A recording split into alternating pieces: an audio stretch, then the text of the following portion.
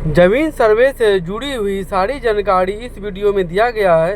इसे आप ध्यान से सुनिए और अपने ज़मीन का सर्वे कराइए और एक दूसरे को शेयर कीजिए कि जानकारी सभी को प्राप्त हो। धन्यवाद। कराए हैं खरीदे गए जमीन को, तो क्या आप लोग उनका सर्वे करेंगे? तो एकदम बिल्कुल करेंगे, उसका भी सर्वे होगा, विदाउट दाखिल खारिज का भी सर्वे होगा।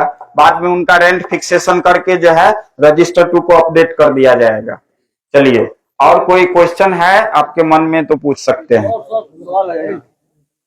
खाता की बात आपकी है, खाता का खाता तो बनाना पड़ेगा, बना जिसके पास उपलब्ध नहीं होगा खाता, जिसे खाता है ना, जिसे खाता प्रपत्र बोले तो फॉर्म, इसमें 22 फॉर्म के माध्यम से पूरे सर्वे का कार्य समाप्त किया जाएगा।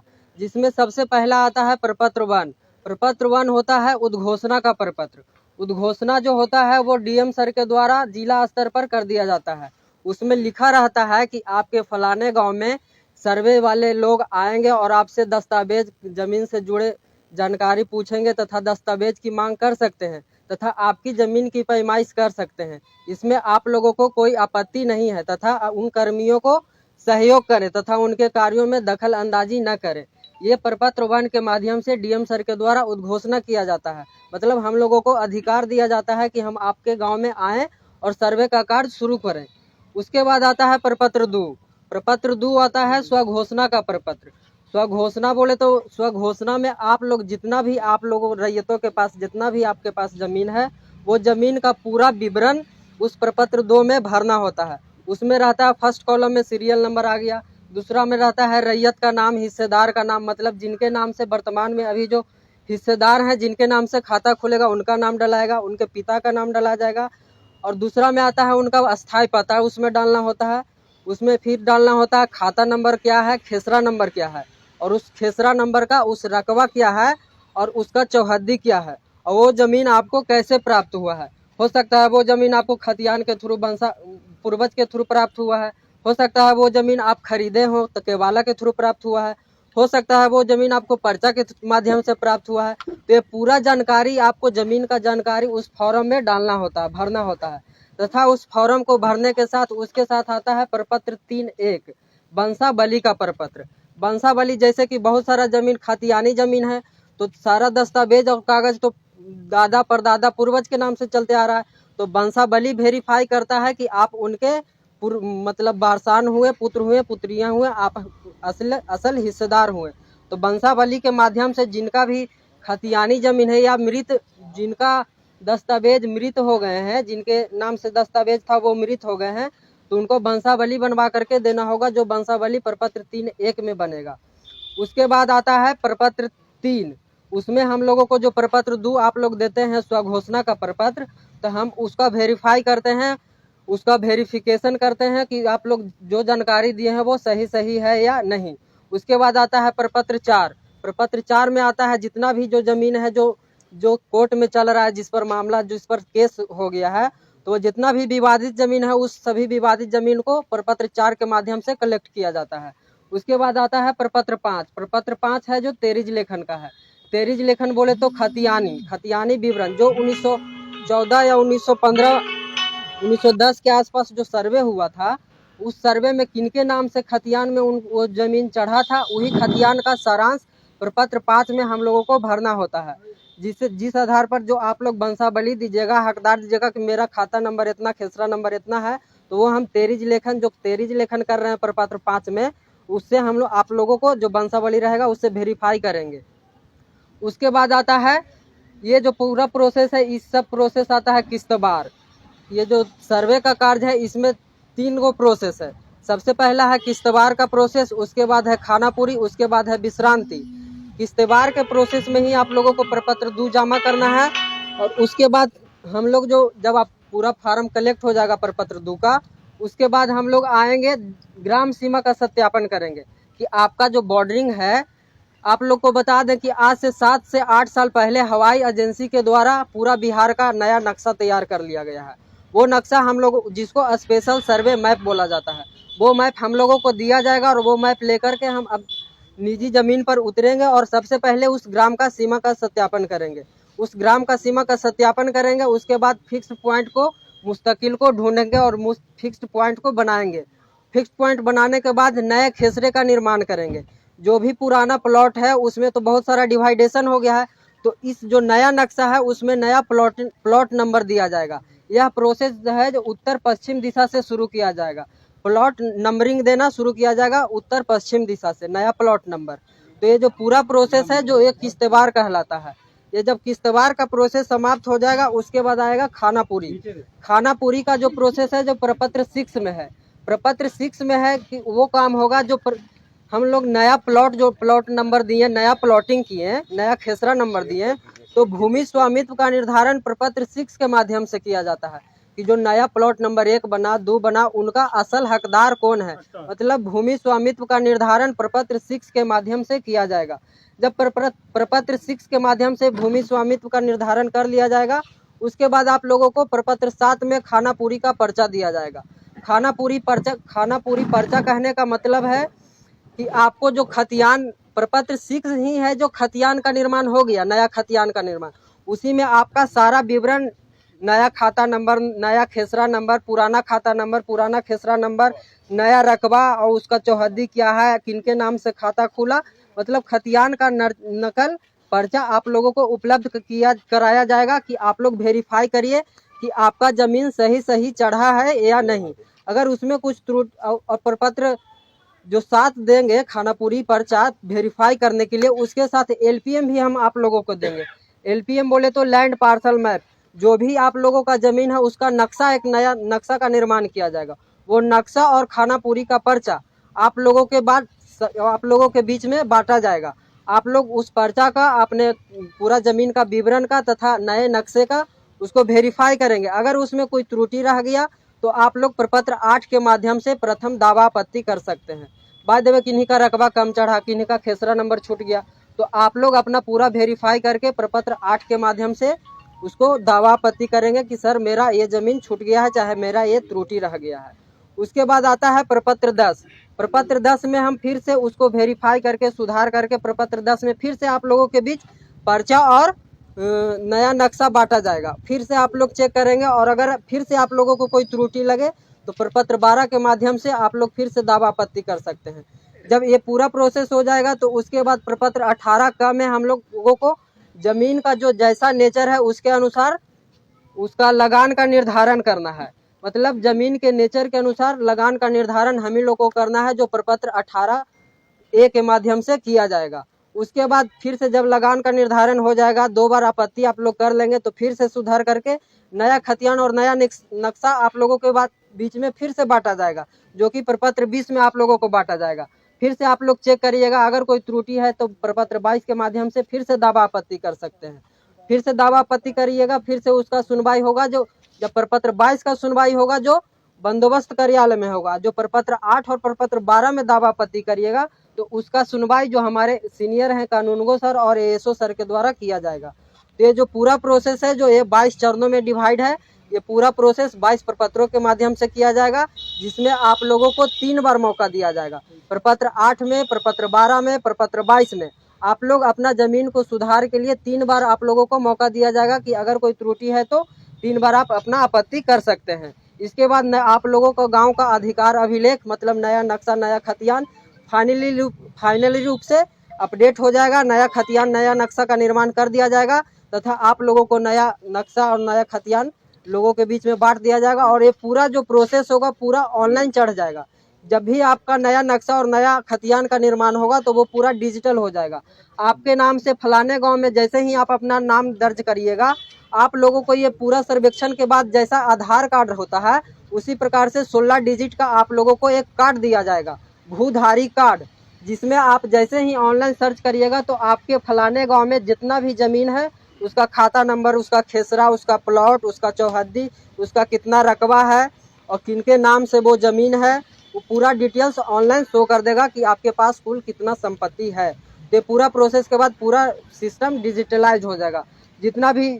और ये जो पूरा प्रोसेस के बाद जो भी नया खरीद बिक्री ज़मीन होगा तो वो पूरा ऑनलाइन ही, जैसे आपके 10 कट्ठा ज़मीन है और 10 कट्ठा में से आप सर्वे के बाद पूरा सर्वे ख़त्म हो गया, उसके बाद 10 कट्ठा आप बेच दिए, तो 10 कट्ठा में से अगर आप 5 कट्ठा बेच दिए तो ऑनलाइन आपका ऑटोमेटिक नक्शा कट जाएगा 5 कट्ठा का और आपके हिस्से में 5 कट्ठा। और जैसे कि आजकल दखिल खारिज कराना पड़ता है जा करके अंचल में, तो वो दखिल खारिज वगैरह का प्रोसेस अब समाप्त हो जाएगा, पूरा प्रोसेस ऑनलाइन हो जाएगा इस सर्वे के बाद से। तो सबसे पहले आप लोगों को यही सर्वे का मतलब सर्वे का उद्देश्य है नए खतियान और नए नक्शे का निर्माण करना। इसमें सबसे पहले आप लोगों का कर्तव्य है कि अपने जो भी भूमि है उसके सीमा मतलब अपने मेढ़ को सीधा कर लेना, तथा अपने जो भी कागजात है जमीन से रिलेटेड वो इकट्ठा कर लेना, तथा प्रपत्र 2 के माध्यम से स्वघोषणा जल्द से जल्द 20 से पहले सभी रैयतों को प्रपत्र 2 में स्वघोषणा भर करके उसके साथ जो जमीन आपको जैसे प्राप्त हुआ उसका दस्तावेज, अगर खतियानी है तो खतियान का नकल, खरीदी है तो केवाला, और पर्चा के थ्रू प्राप्त है तो पर्चा उसमें लग जाएगा, तथा रसीद का उसके में फोटोकॉपी लग जाएगा, और एक आधार कार्ड का फोटोकॉपी लगा करके प्रपत्र 2 में आप लोगों को जमा करना है। ये पूरा जो डॉक्यूमेंट्स आप लोग जमा करिएगा वो 20 से पहले जमा कर देना है। यही सर्वे का पूरा प्रोसेस है और इसी के साथ पूरा सर्वे किया जाएगा। 20 सितंबर से पहले ऊपर से डेट आया है। आप लोगों को भली भांति जानते होंगे कि ये सर्वे एक समय बाउंड प्रक्रिया है। ये सर्वे का कार्य ऊपर से ऑर्डर दिया गया है कि 2025 के जून में ये सर्वे समाप्त कर लिया जाए, तो उसी के अनुसार से ऊपर से डेट आया है कि 20 से पहले सभी रैयतों को अपनी स्वघोषणा प्रपत्र 2 के माध्यम से जमा कर देना है। दाखिल खारिज जिसका नहीं हुआ है वो अभी वर्तमान में स्वघोषणा में अपना फॉर्म में पूरा खाता नंबर, खेसरा नंबर और उसका जो दस्तावेज का फोटोकॉपी, आधार कार्ड का फोटोकॉपी के साथ शिविर में जमा करना सुनिश्चित करेंगे। शिविर पंचायत स्तर पे लगेगा। ये जो शिविर जो पूरा जो रुक जाइए, ये जो शिविर जो प्रत्येक अंचल बिहार के 38 जिला है, तो प्रत्येक अंचल में एक शिविर का गठन किया गया है। वही शिविर के माध्यम से उस पूरे अंचल का सर्वे का कार्य किया जा रहा है, जो कि केसरिया ब्लॉक का जो शिविर का गठन किया गया है, विशेष सर्वेक्षण शिविर का गठन, वो लोहरगामा के पंचायत सरकार भवन में किया गया है। सर्वे का केसरिया में जितना भी सर्वे से रिलेटेड जिनको भी दिक्कत हो चाहे परेशानी हो वो बेझिझक वहाँ जो हमारे पदाधिकारी कानूनगो सर हैं, एसओ सर हैं, वो आप लोगों की समस्या का हल कर देंगे। वो मतलब कोई भी दिक्कत है तो ऑफिस का निर्माण लोहरगामा पंचायत सरकार भवन में किया गया है। मिल सकते हैं बता। हाँ, वहाँ जाके वहाँ सब बैठे रहते हैं। समझा देंगे, बताएं। बंसावली में कंफ्यूजन है। जी बोलिए। बंसावली में कंफ्यूजन ये है कि कोई बोल रहा है कि बंसावली अपने से बना के देना है। ये है जो ये सरपंच को बनाने का पावर दिया गया है, तो यहाँ से सरपंच से आप लोग मिले हैं क्या? वो बोले हैं बोलता कि नहीं वो एफिडेविट बना के ले आइए, ऊपर पंचायत की सचिव पंचायत सचिव से बनवा के लाइए, तब ये साइन बहुत लंबा प्रोसेस है। लंबा प्रोसेस है, इसी में लग जाता है। अभी टाइम पे देते ये तो 20 तारीख में बता रहे हैं। इतना प्रक्रिया करने में तो हमको लगता है कि 1-1.5 महीना इसी में लग जाएगा। 1-1.5 महीना अधिक लगेगा इसमें। तो अभी आप लोग क्या कर सकते हैं कि जो बंसावली है वो खुद से एक बंसा वृक्ष तैयार कर लीजिए, जिनके नाम से जमाबंदी है, जिनके नाम से खतियान है, अर्थात जिनके नाम से जो दस्तावेज है वहाँ से शुरू करिए। और बंसावली में जितना भी पुत्र पुत्रियाँ दोनों का नाम रहेगा, और जो मृत कर गए हैं वो ब्रैकेट में मृत डाल दीजिएगा, और जो वर्तमान में जो हकदार है वहाँ ला करके छोड़ देना है। उसका वेरीफाई ऐसे ही ग्राम सभा किया जाएगा और उसके माध्यम से बंसावली का वेरिफिकेशन हम लोग कर लेंगे। तो बंसावली अपने से बनवा करके अभी जमा कर दीजिए। क्या बोले? इनका कहना है कि जो आदमी जीवित है उन्हीं के नाम से बंसावली है, तो उनको उन्हीं के नाम से जो आदमी जो रैयत जीवित है उन्हीं के नाम से दस्तावेज है, तो उनको बंसावली की कोई आवश्यकता नहीं है। बंसावली की आवश्यकता वही है जिनके नाम से दस्तावेज है वो मृत कर गए हैं, उसी कंडीशन में बंसावली लगे। हाँ, खतियान चाहे दस्तावेज। मान लिया कि हम लोग के पूर्वज के नाम से था जी, हम लोग आपसी बंटवारा करके हम लोग अपना अपना सब शेड्यूल अलग अलग कर लिए हैं। सभी लोग के जो भी लोग था सब लोग के नाम पर शेड्यूल चढ़ गया, माने अंचल के माध्यम से सब लोगों का दाखिल खारिज अलग अलग, जमाबंदी अलग अलग हो गया। उस परिस्थिति में क्या होगा? खतियानधारी के नाम से आएगा या जिसके नाम पर जमाबंदी है उसके नाम से आएगा? जिनके नाम से जमाबंदी है उनके नाम से फॉर्म भराएगा, उन्हीं के नाम से खाता खुल जाएगा। उनको बंसावली बनाने की कोई जरूरत नहीं है। बहुत से ऐसे लोग हैं जिनका बाढ़ में पेपर गुम हो गया है, जल गया है। तो बाढ़ में जो भी पेपर का जो भी दस्तावेज वगैरह नहीं है तो आप कार्यालय से प्राप्त करने का कोशिश कीजिए। कार्यालय में तो सब दस्तावेज है, वहाँ से निकालिए। कहने का मतलब है कि आप जिस जमीन का दावा कर रहे हैं उसका कुछ तो साक्ष्य दीजिएगा, तब तो आपके नाम से सर्वे होगा। केवल रसीद से नहीं होगा। रसीद तो कोई भी आदमी, हम भी कटा सकते हैं आपके नाम से। तो केवल रसीद है जो कि ये डिसाइड करता है कि आप उस भूमि का लगान जमा कर रहे हैं। रसीद ये डिसाइड नहीं करता है कि आप उस भूमि का मालिक हैं। तो केवल रसीद से नहीं काम होगा। क्या खतियान से बिल्कुल हो जाएगा। खतियान चाहिए, दस्तावेज चाहिए, पर्चा है तो पर्चा चाहिए।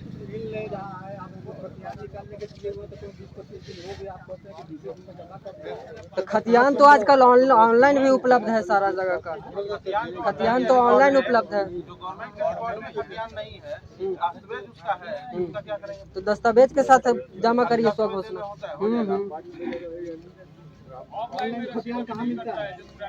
ऑनलाइन साइबर में जाइएगा तो वो निकाल करके दे देगा। जो भी कागजात है उसके साथ भर करके जमा करें कि जून 2025 में सर्वे समाप्त हो जाएगा।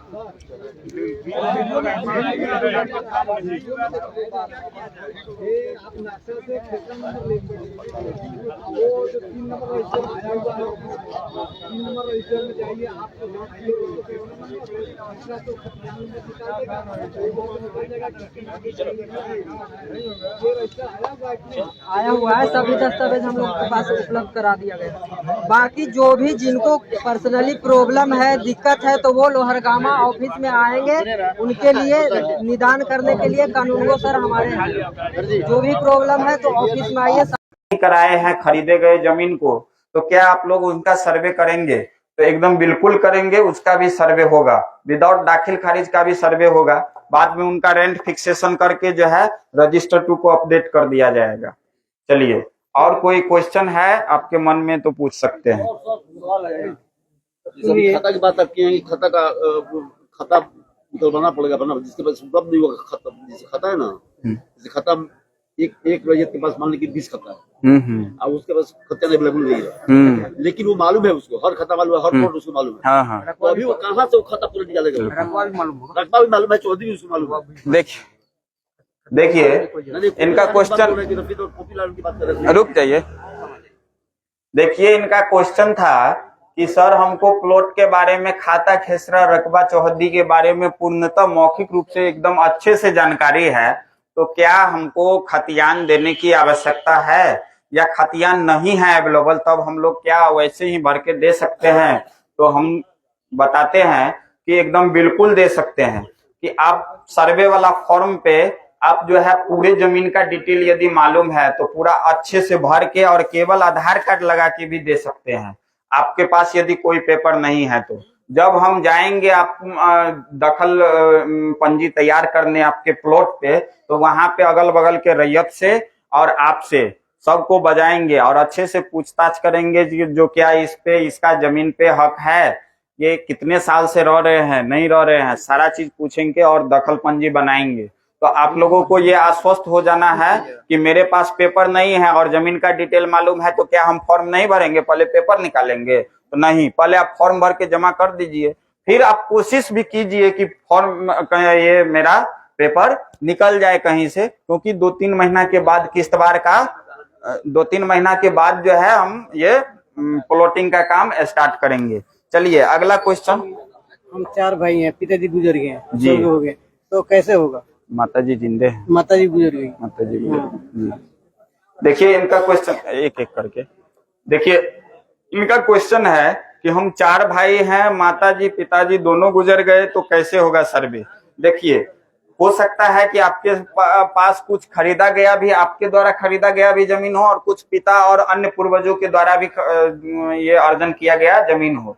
तो आपका जितना हिस्सा बनता है चारों भाई का, और चारों भाई संयुक्त है ना, संयुक्त है, संयुक्त जोतते हैं सारा चीज। 2 भाई जोतते हैं, 2 भाई जोतते हैं, हम 2 भाई बाहर। ठीक, तो देखिए चारों में 2 केस बनेगा कि चारों भाई अलग अलग दखल कब्जा करके शांतिपूर्ण तरीके से अपना कर रहा होगा, तो जो तब अलग अलग ही भरेंगे अपना अपना दखल कब्जा के अनुसार।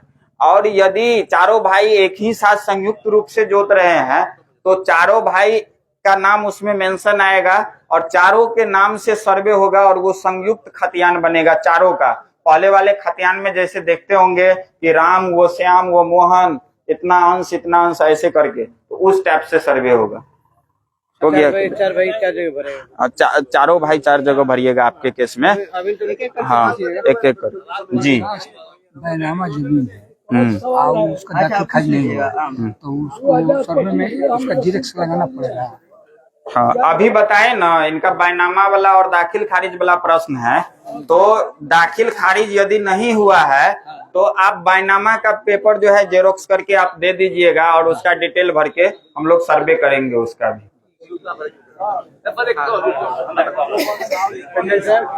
एक एक करके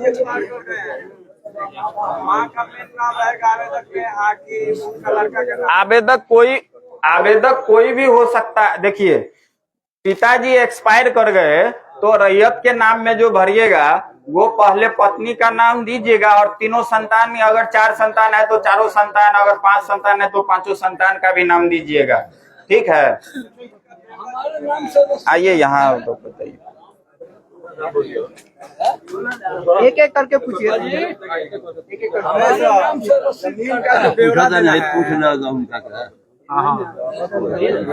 हमारे नाम से वंशावली तो क्लियर होगा कि माँ के नाम दे के और आप लोग एक एक करके पूछिएगा, ठीक है? जमीन का ब्यौरा भरना है तो वही बता रहे थे। जमीन भी है, रुक माँ के जाइए। नाम से भी जमीन है, रजिस्ट्री किया हुआ और लड़के के नाम से भी रजिस्ट्री किया हुआ जमीन है और हमारे पत्नी के भी नाम से अगर जमीन रजिस्ट्री किया हुआ है तो एक ही परमिट पर भरेंगे कि अलग? तो रजिस्ट्री वाला अलग अलग भर के दीजिएगा, अपना अपना नाम पे अलग अलग।